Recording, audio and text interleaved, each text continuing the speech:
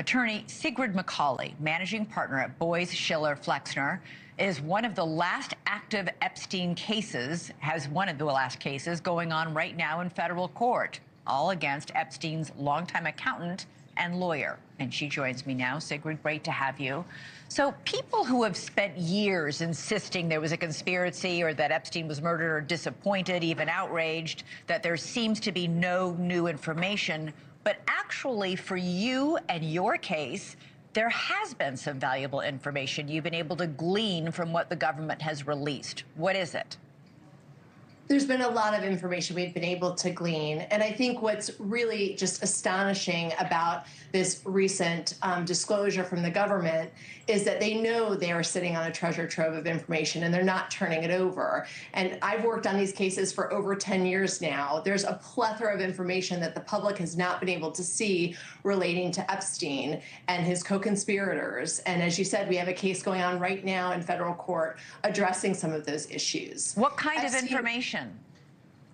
All kinds of information. I mean, certainly if you look at what the government recently disclosed, the first time Pam Bondi came out and gave us some information, you'll see a list where they took multiple computers, multiple items from the houses. You know, they not only secured information from his Florida house, but also from his New York house. What was on those computers? The public has not seen that. What do the financial records tell us? Do they tell us that money was being given to him by certain individuals, that money was flowing out to certain individuals? All of that is critical for the public to be able to know, to understand how someone could have operated a sex trafficking scheme for over 20 years without being convicted. The Trump administration is getting a lot of blowback from their own base, from their own supporters who have long bought into these conspiracy theories. Why wouldn't they release all that information if they have it? It's a great question. It's one I've been pondering for quite some time. I mean, we heard this rhetoric at the beginning that everything was going to come out. They would be an open book. This would be a new administration with a new take on the Epstein scandal. But now what we're seeing is the exact opposite. They're walking all of those words back and not standing by them. Do you have any information that the Attorney General Pam Bondi is refusing to withhold anything or has been asked not to withhold, to reveal something? Well, it's self-evident. If you just look at the information that we know that they have, there had to be information on those computers. There has to be other information that they could disclose. I understand the concern, and I have that significant concern over protecting survivors' rights and making sure that we're not disclosing, for example, any child pornography information. However, there's a ton of information of what happened in Epstein's world, who was coming into his homes, who was leaving his homes, who he was paying, who he wasn't paying, et cetera. And that information has not flowed out from the government. Yeah, you're talking about bank records that should be out there. While the Attorney General was just talking about child pornography, nobody wants to see that. And nobody should see that. But your point is there's a lot of very valuable information that you could be using in your case and that people deserve to know.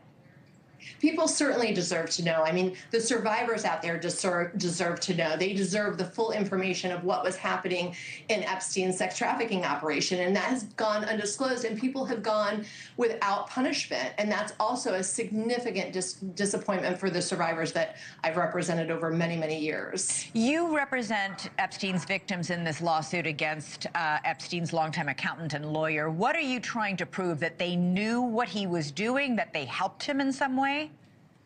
Exactly. So that they were on the inner circle. There were many people. Epstein could not have run this operation without the help of many people. He needed a lawyer who would, cover things up for him. He needed an accountant who would funnel money in certain ways. And as we know, he had a group of people around him who helped protect him and help that scheme to continue running. None of those people have been prosecuted. So this is a civil case that hopes to get at those issues.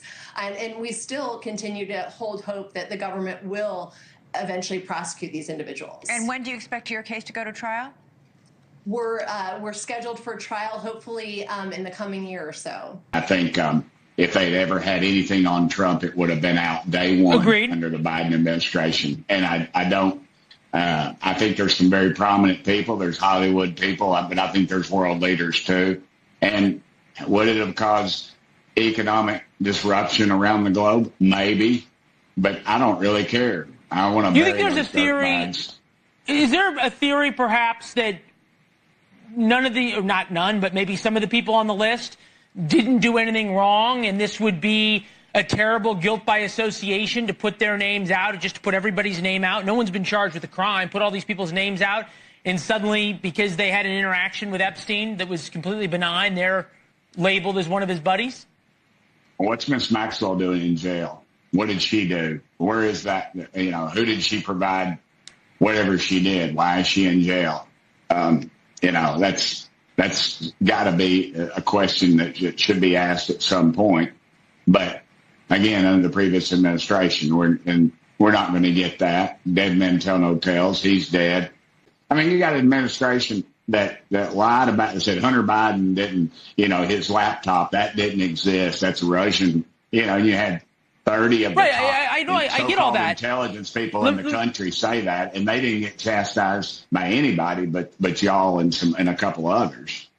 We are dealing with forces that we can't imagine. You have to understand, for the past over a century, almost 2 centuries, all the tax money, or most of it, most tax money of the entire United States of America, which is countless trillions of dollars, went straight to the hands of these entities, these organizations, these foreign agents, these elite, who have been using it to build a vast worldwide structure, a network, a power so incredible that even President Trump is not completely up against it. And I believe that President Trump is winning the war. But it's clear that still they have a lot of power. And I believe that things are happening in America in terms of weather modification, in terms of natural disasters and around the world. These guys use it as blackmail. They use it to force governments to obey them. I mean, they don't only use schemes like Jeffrey Epstein, where people, you know, are lured into compromising situations with minors, and it's recorded on film so they can be blackmailed their entire life. That's just one of the methods.